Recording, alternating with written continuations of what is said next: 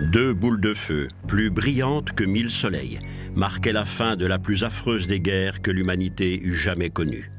Il ne restait rien que des décombres et des peuples dans la misère. Le XXe siècle serait un siècle de dictature, de guerre, de destruction et de nouveaux dieux. En 1913, Vienne insouciante vivait son dernier été de paix avant longtemps. Un an plus tard, une guerre allait jeter à bas la monarchie autrichienne et avec elle toute la vieille Europe. L'éclatement de l'Empire austro-hongrois était un coup très dur pour le catholicisme romain. Le 28 juin 1914, à Sarajevo, l'assassinat du prince héritier du trône autrichien mettait fin aux beaux rêves européens de la Belle Époque. À travers toute l'Europe, le jeu des alliances entraînait la mobilisation d'énormes troupes. La déclaration de guerre de l'Autriche-Hongrie à la Serbie déclenchait une guerre générale. C'était le début de la Première Guerre mondiale. Tous croyaient que ce serait une guerre courte.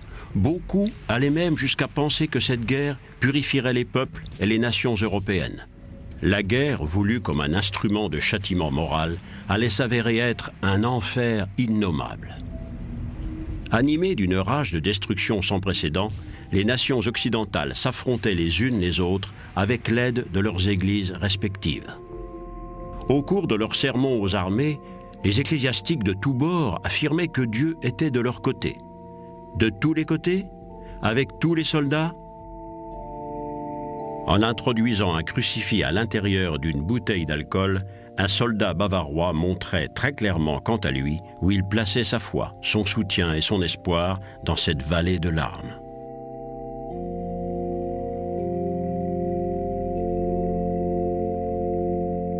Après 1900 ans d'histoire, la chrétienté, aussi loin qu'elle pouvait porter son regard, n'embrasait que ruine et destruction.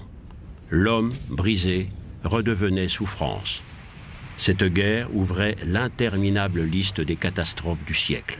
Lorsqu'elle prenait fin le 11 novembre 1918, on comptait qu'elle avait fait au moins 8 millions de morts. Suite à la révolution russe de novembre 1917, nombreux étaient les individus qui, après la guerre, plaçaient leurs espoirs dans l'application des idéologies socialistes et communistes. Ces gens voulaient finalement être libres, même de leur toute-puissante Église. Ils voulaient la paix, la prospérité, le bonheur. Leur chef s'appelait Lénine.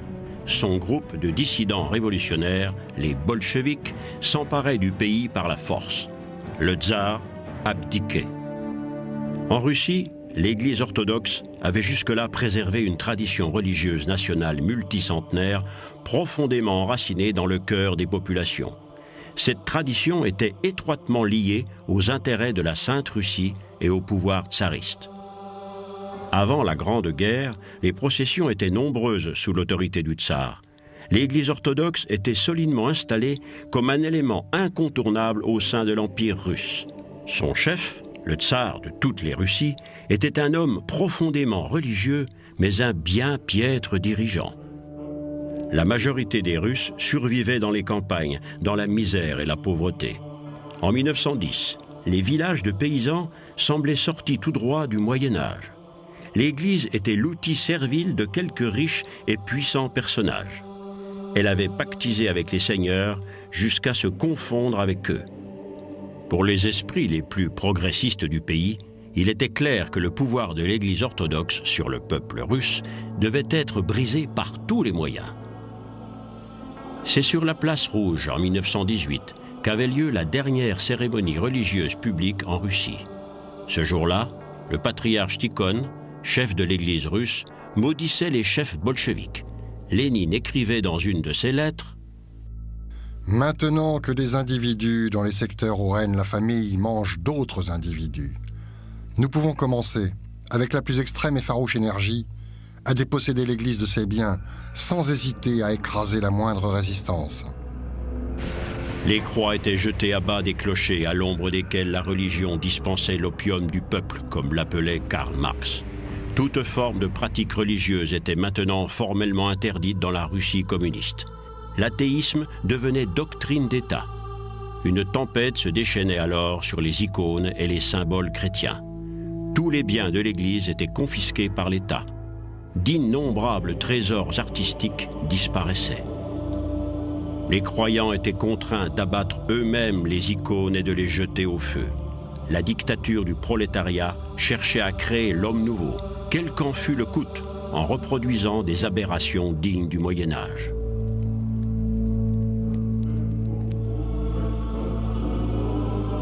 Une moderne chasse aux sorcières pourchassait les adversaires du système, qu'ils soient réels ou imaginaires. Pour ces hommes et ces femmes, le destin basculait dans l'univers des camps-prisons. Pour la plupart d'entre eux, c'était une route sans retour. À quelques 150 km au sud du cercle polaire arctique, baigné par les eaux glaciales de la mer Blanche, l'archipel Solovetsky vit isolé dans le nord de l'immense territoire russe. En 1920, le Kremlin de Solovetsky, puissant cloître fortifié confisqué, devenait l'un des premiers camps de prisonniers. À partir de cet instant, l'empire exilé des camps-prisons, l'archipel du Goulag, s'étendrait de plus en plus loin dans le pays, comme l'excroissance d'une tumeur maligne.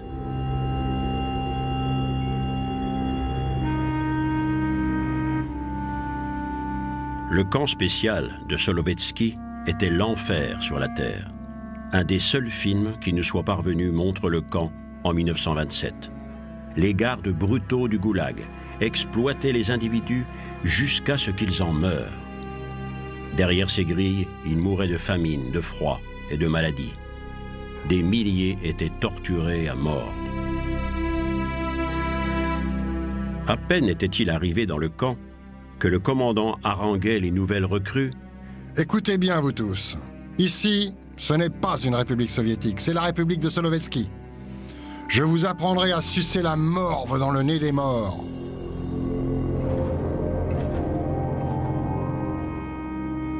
Un monastère devenait une prison pour chrétiens. En 1930, la quasi-totalité du clergé de l'église russe orthodoxe avait été assassinée. Sur les 1000 églises catholiques que comptait le pays, seules 2 existeraient encore en 1941.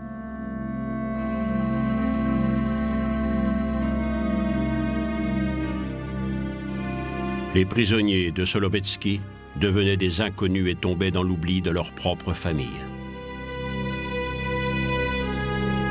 Ma chère Marouchia, voilà maintenant 2 ans que je suis au camp et je ne reçois plus de lettres. Probablement personne n'a-t-il plus besoin de moi désormais. Au début, au moins, je recevais encore de vos nouvelles et je pensais que vous ne m'oublieriez pas. Je sais que vous ne m'avez pas vu depuis longtemps et que vous m'oubliez lentement. Néanmoins, j'espère rentrer bientôt à la maison. Attendez-moi, je serai bientôt là. Illusion, car à ce jour, personne ne sait combien de personnes sont mortes à Solovetsky. Rares sont ceux qui ont réchappé de ce camp.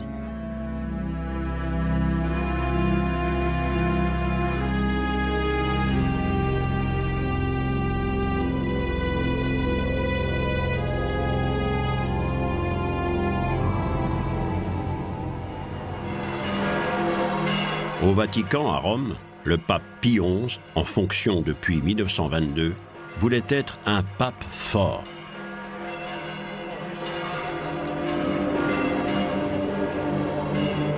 Il demandait à ce que la politique du Vatican contribue à l'élaboration de la politique mondiale. Les concordats qu'il signait avec différentes nations européennes étaient censés démontrer son influence. Ces traités, cependant, allait amener l'Église à pratiquer les méthodes de tactique et de calcul politiciens propres au monde laïque.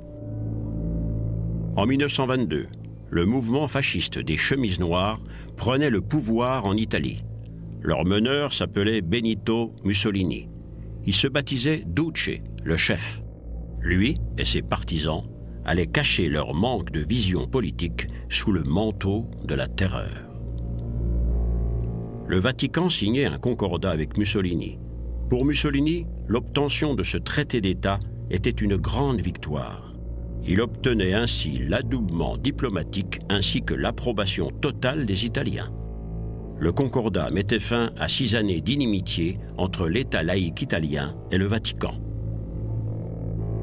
l'État du Vatican était reconnu comme État indépendant, possédant son propre territoire, et le catholicisme devenait religion d'État en Italie. Pour le pape, c'était un succès politique en même temps qu'un pas dangereux vers un régime diabolique. Mussolini, devenu dans sa mégalomanie nouvel empereur de Rome, entraînait l'Italie dans une guerre de conquête coloniale. En octobre 1935, l'armée italienne envahissait l'Abyssinie, notre moderne Éthiopie.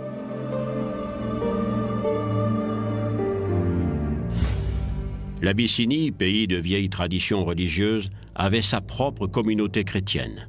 Mussolini, lui, voulait conquérir une colonie, quel qu'en soit le coût. Supérieurement armés, les Italiens partaient à l'assaut d'un pays sans défense. Ils décimaient totalement l'armée éthiopienne.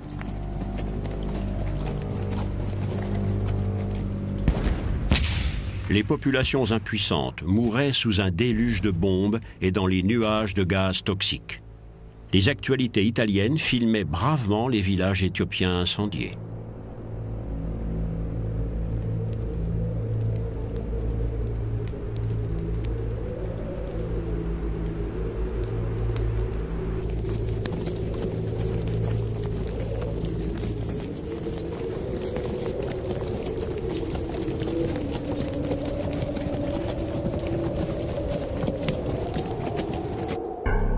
Des chrétiens massacraient d'autres chrétiens au nom du christianisme.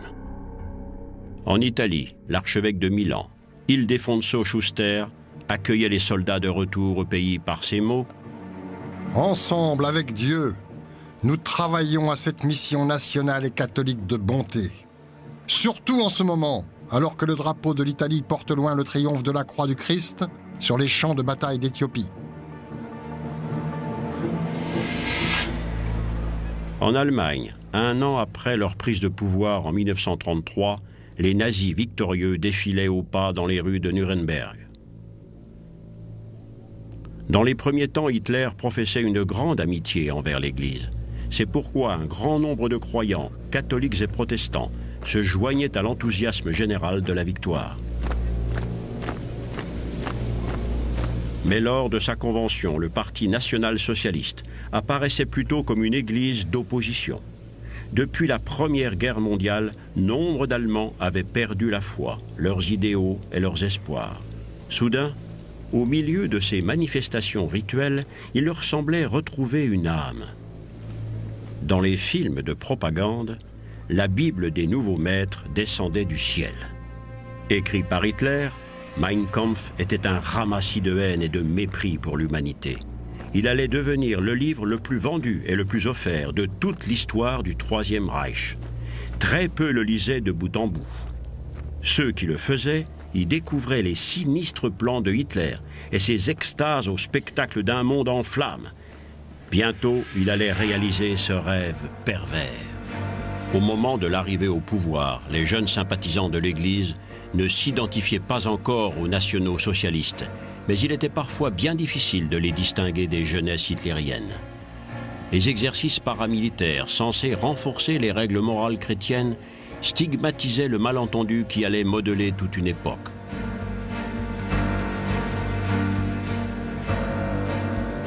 En 1933, les protestants n'étaient pas en reste. Les formations militaires sportives des diacres protestants prouvaient assez qu'ils mettaient eux aussi leurs espoirs dans leur renouveau national. Les régions les plus traditionnellement protestantes donnaient à Hitler sa majorité aux élections du Reichstag.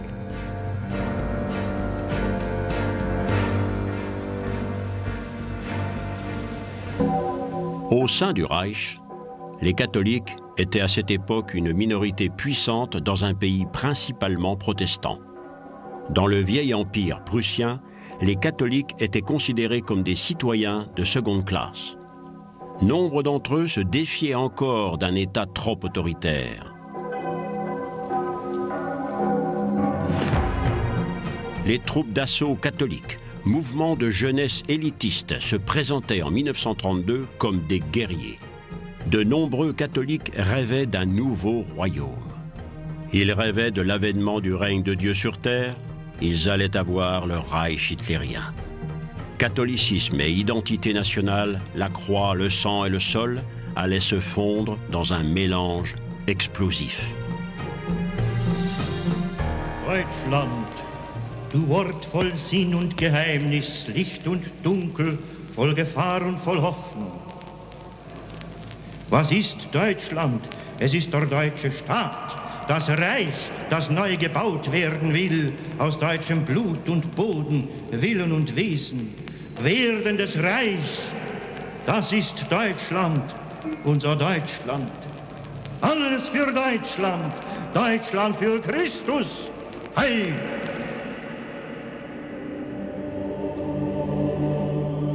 À Rome, le pape Pie XI ne pensait pas grand bien de Hitler. Il n'en faisait d'ailleurs pas un secret, mais il désirait protéger son Église d'Allemagne. Aussi, dès 1933, concluait-il un concordat, traité d'État à État, avec les nouveaux détenteurs du pouvoir en Allemagne. Ce faisant, il privait du même coup le catholicisme politique allemand de tout contre-pouvoir. Pie XI envoyait en Allemagne son ministre des Affaires étrangères, le secrétaire d'État Eugenio Pacelli. Pacelli connaissait l'Allemagne depuis très longtemps. Une rumeur dit même que l'homme, qui deviendrait pape plus tard, avait un faible pour les Allemands.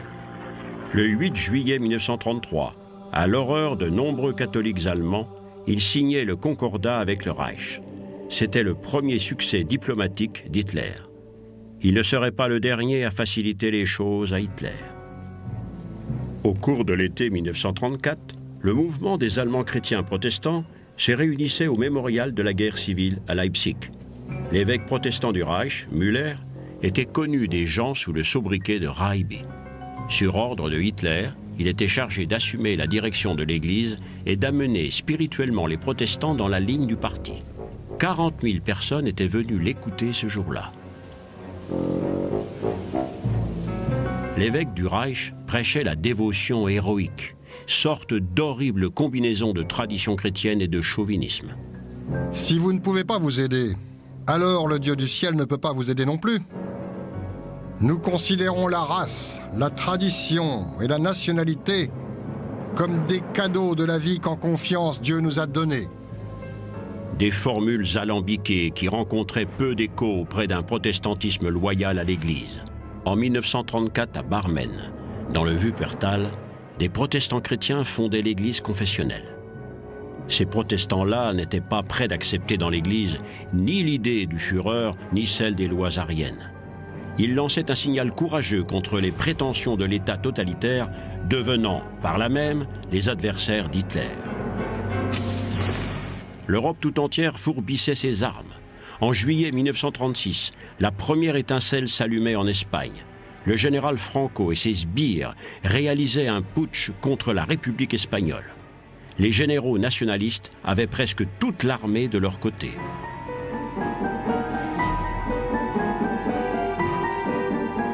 L'Espagne était en ébullition. Au cours de l'été 36, une sanglante guerre fratricide commençait. Républicains contre nationalisme, anarchistes contre la République, nationalistes contre tous ceux qu'ils considéraient comme des ennemis de la patrie. L'Espagne s'embrasait. La plus grande partie de la population vivait dans la misère, sans aucun espoir de connaître un jour la plus modeste prospérité. La quasi-totalité du pays appartenait à quelques familles riches et à une église qui s'était alliée à elles. Dans tout le pays, les pauvres gens n'avaient que haine et mépris pour cette église des riches. Un grand nombre plaçait leur espoir dans le communisme et l'anarchie. Au cours de l'été 36, cette haine allait éclater au grand jour. Les ornements et objets liturgiques devenaient les rebuts abhorrés d'une ère révolue.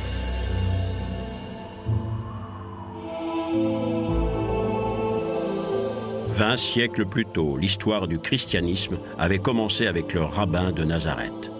Jésus, le juif, avait parlé d'amour et avait ainsi ouvert toutes grandes les portes du paradis. Il avait apporté au monde une promesse qui avait produit ses effets à travers 2 millénaires.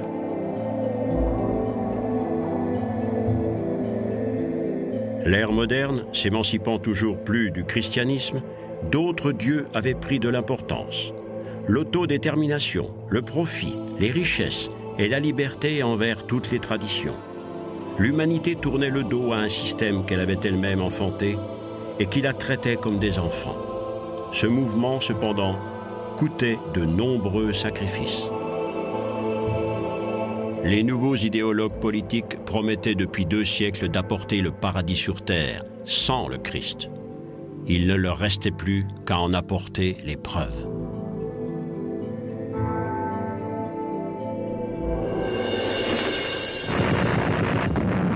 Pendant 3 ans, une guerre civile sanglante faisait rage en Espagne.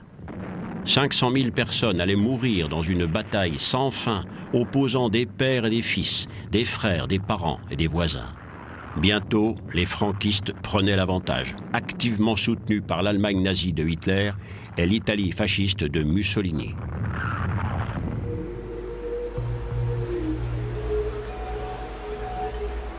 Nombre d'Espagnols croyaient soutenir Franco dans une nouvelle croisade contre les ennemis de l'Occident chrétien.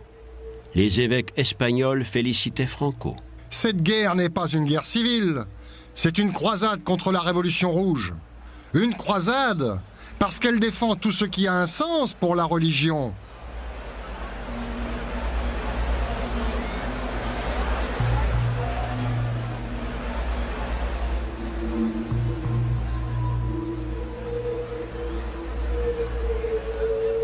Le 26 avril 1936, à 4h40 de l'après-midi, des chasseurs bombardiers transformaient le symbole du Pays basque républicain en terre de désolation. À Guernica, les habitants étaient pris totalement par surprise par cette attaque aérienne, le premier bombardement massif depuis la Première Guerre mondiale. Environ 1000 personnes périssaient dans les décombres. Les pilotes allemands de la Légion Condor essayaient le matériel de guerre moderne sur ordre de Franco et de Hitler. C'était la répétition générale de ce qui restait à venir.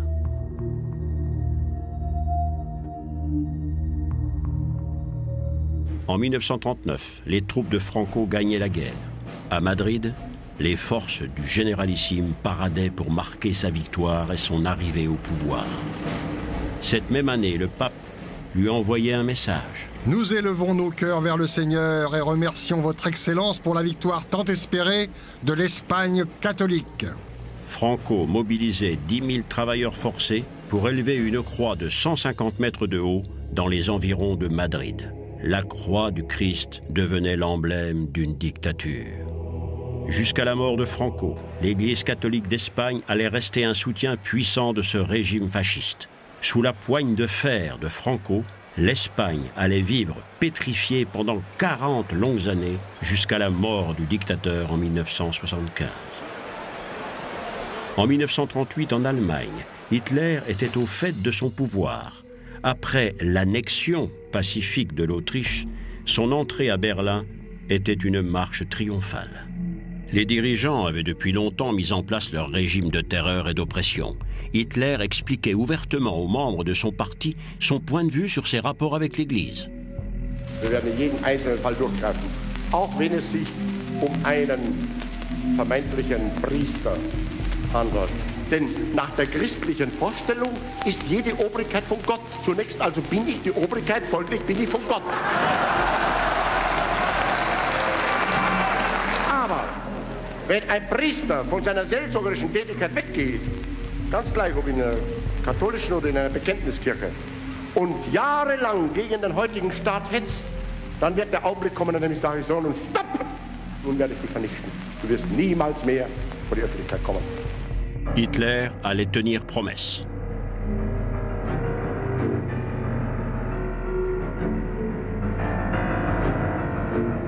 Dès 1933, un premier camp de concentration était ouvert à Halle, sur la rivière Saale.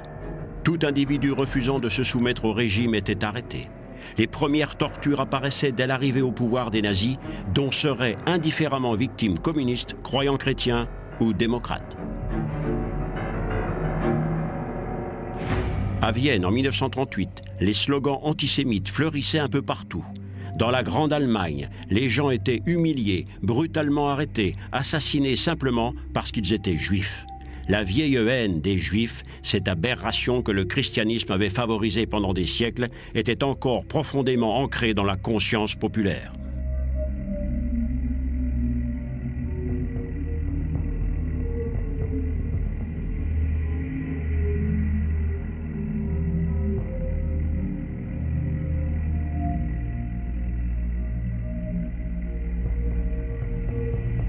Les antiennes théologiques de cette période se disaient peuple, sang, Dieu, race, eugénisme, religion, ethos, et devenaient le lot quotidien des écoliers allemands. En 1935, le Parlement votait les lois raciales antisémites qui s'appliquaient immédiatement à l'Allemagne. Tous les Allemands ne les approuvaient pas, mais ils ne marquaient pas non plus leur opposition farouche. La plupart des Allemands fermaient les yeux sur cette évidente injustice. Seules quelques personnes, chrétiens et non chrétiens, apportaient au péril de leur vie leur aide aux persécutés.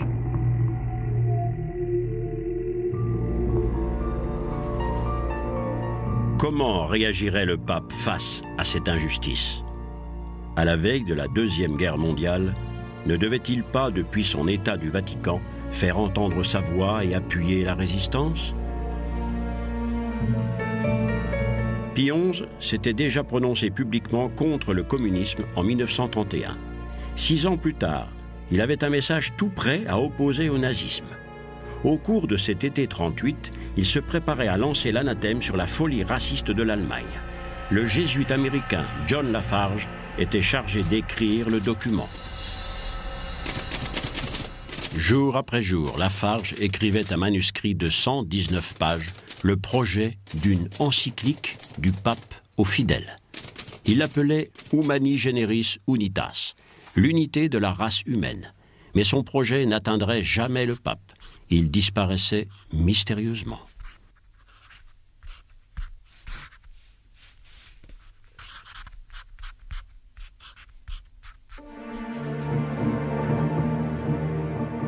Tout ce que nous a légué le père Lafarge est aujourd'hui reproduit sur microfilm. De ce que fut sa vie, des coupures de presse, des lettres, des documents, et aussi le brouillon du projet de l'encyclique disparu, il nous reste des mots très clairs contre les individus qui élevaient le racisme au niveau de doctrine et un avertissement aux fidèles contre ce qui restait à venir.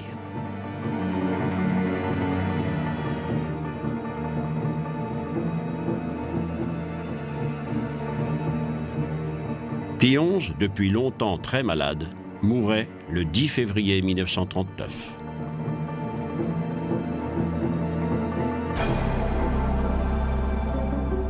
Le 2 mars, son ancien diplomate en chef, Eugenio Pacelli, lui succédait.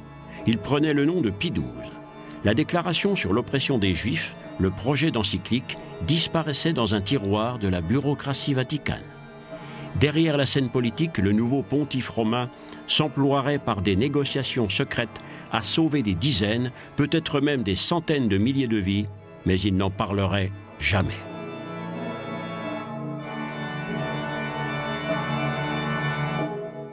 Au printemps 1940, en Pologne, les envahisseurs allemands ouvraient le camp de concentration d'Auschwitz, les portes de l'enfer. Là, les voyous d'un régime inhumain allaient assassiner 1,5 million de personnes en raison de leur origine, de leur culture ou de leurs idéaux. Toute forme d'humanité, tout espoir finissait déchiré sur ces fils de fer barbelés. C'était la mise en œuvre de la solution finale chère à Hitler. Lors de la libération du camp, en 1945, l'armée ukrainienne découvrait des survivants, des hommes et des femmes décharnés, pesant fréquemment moins de 40 kilos.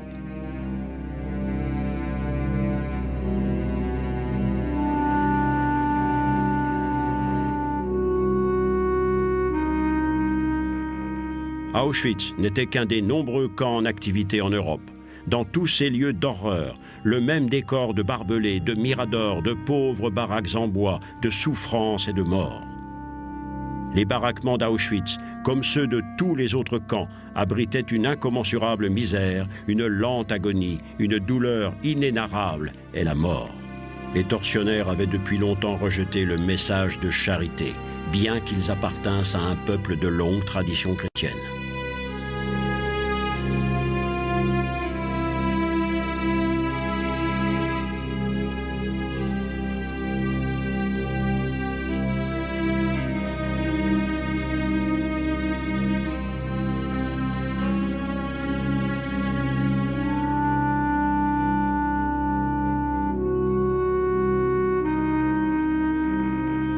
1er septembre 1939, les armées allemandes envahissaient la Pologne. Certains de la victoire, les soldats allemands paradaient.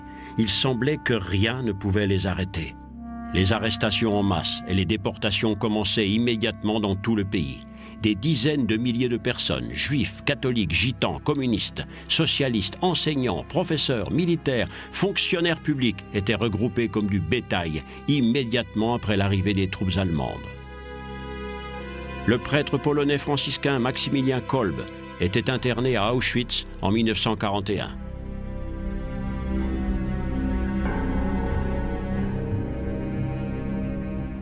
Au cours du mois d'août de la même année, les autorités du camp procédaient à un appel punitif. Un prisonnier ayant tenté de s'échapper de l'enfer d'Auschwitz, 10 personnes allaient mourir en représailles sur ordre du commandant du camp. 10 personnes allaient être condamnées à mourir de faim dans une cellule aveugle. Lors de l'appel, Maximilien Kolbe s'avançait pour prendre la place d'un père de famille. « Je voudrais prendre sa place, dit-il, parce qu'il a une femme et des enfants. »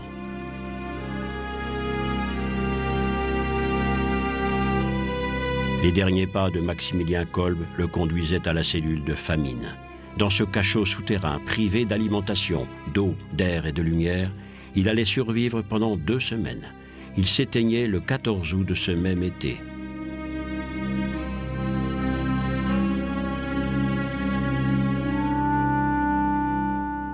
La tuerie dans les camps continuait et les églises se taisaient.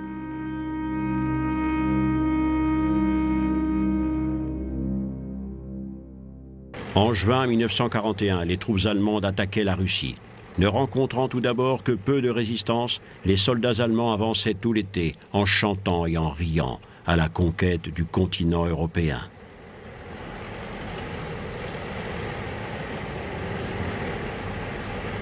Depuis le début de la guerre, ils n'avaient connu que des triomphes militaires. Les succès du régime hitlérien commençaient même à convaincre les adversaires du régime. Les religieux chrétiens s'abstenaient de faire le moindre commentaire. En temps de guerre, disait-il, personne ne doit poignarder son propre pays dans le dos. Comment, à travers cette désastreuse perception de l'honneur, avait-il pu s'éloigner autant du message chrétien ? Les croix des tombes étaient le signe incongru de l'existence passée d'une culture chrétienne qui se détruisait matériellement, mais surtout spirituellement. Mais que pouvaient faire les chrétiens dans une telle situation ? Toute personne refusant de faire son service militaire, toute personne refusant de croire que Dieu était du côté des Allemands, était traduite devant une cour martiale. Ceux qui choisissaient d'affronter cette mort certaine étaient peu nombreux. Ce seraient principalement des témoins de Jéhovah, mais aussi quelques catholiques et quelques protestants. Plus de 24 000 objecteurs de conscience qui refusaient de servir ce régime criminel étaient assassinés sur les ordres de Hitler.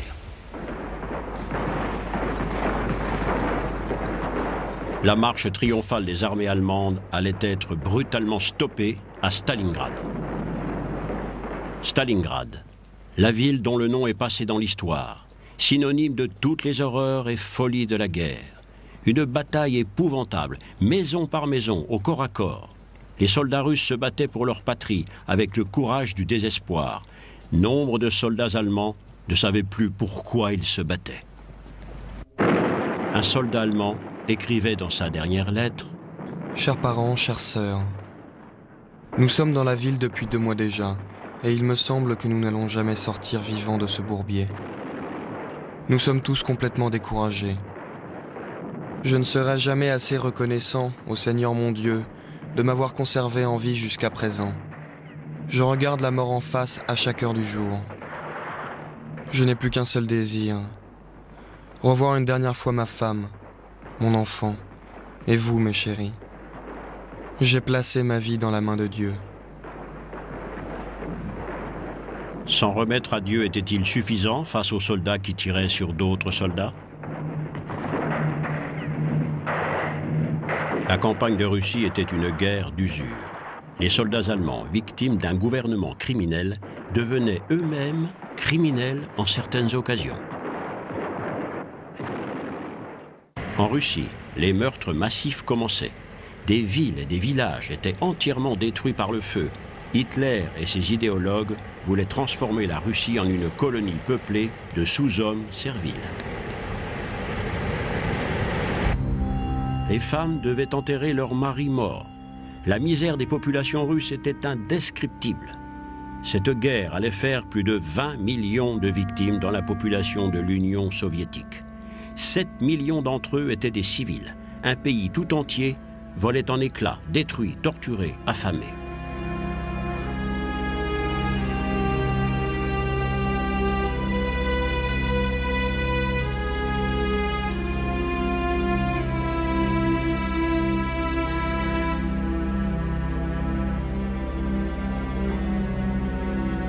La Russie, la nation torturée, subissait les assauts allemands en plus de l'oppression intérieure exercée par le régime. Staline, le successeur controversé de Lénine, aimait poser en Dieu. Sa volonté toute puissante décidait de la vie et de la mort. Face à ce visage bonhomme, personne n'était jamais en sécurité. Il était impossible de savoir si les gens applaudissaient par aveuglement ou par frayeur. Sous l'autorité de Staline, des millions d'individus étaient jetés dans les camps-prisons, bannis ou simplement supprimés. Un culte de la personnalité s'instaurait, prenant des dimensions quasi religieuses dans tout le royaume stalinien. Des foules énormes l'acclamaient, rendant hommage au chef infaillible. En 1943, lorsque les blindés en carton et les fleurs devenaient insuffisants pour gagner la guerre, Staline découvrait qu'il avait une attirance pour l'Église orthodoxe interdite.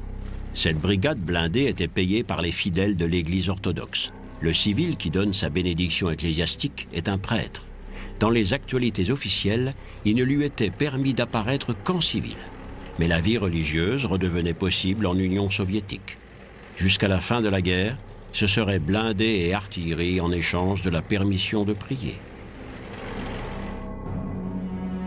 Dans un film de propagande, le nouveau chef de l'Église orthodoxe, le patriarche Sergueï, louait le grand et sage guide Staline.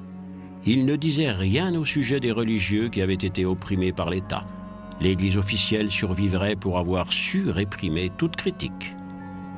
À la fin de 1944, Berlin et l'Allemagne voyaient inexorablement se rapprocher le dénouement.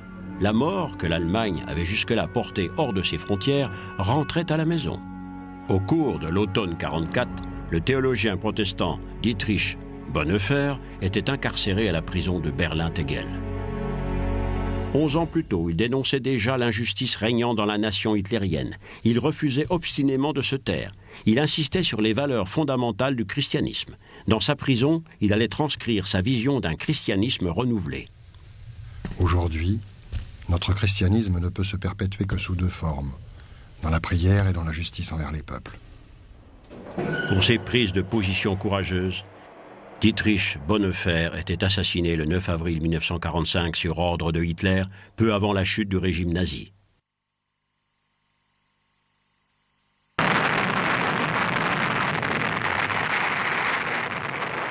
La Deuxième Guerre mondiale prenait fin dans un éclair d'apocalypse le 6 août 1945.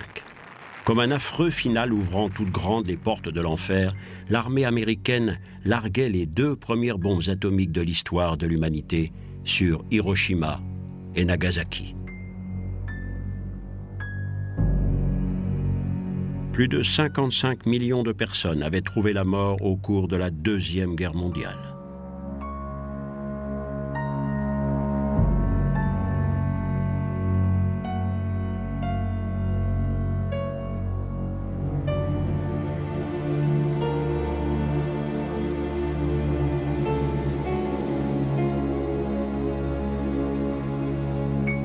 Et pourtant, même à Hiroshima, la vie renaissait grâce à une paix que les peuples attendaient depuis très longtemps.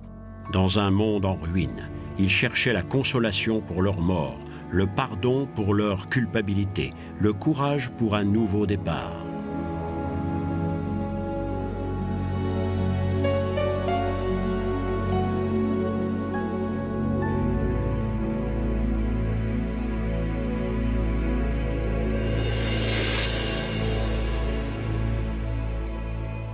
Cette violente catastrophe que fut le XXe siècle était-elle le résultat dévastateur d'une culture baignée par presque 2000 ans de christianisme? La marche de l'histoire finissait-elle dans une impasse épouvantable? Ne fallait-il pas se questionner sur la culpabilité, le repentir et les erreurs? Le christianisme se révélait-il être un échec? Plus probablement avait-il été modelé à l'image des tourments qui agitent la nature humaine, dans cette éternelle recherche de la vérité qui dure depuis plus de 2000 ans.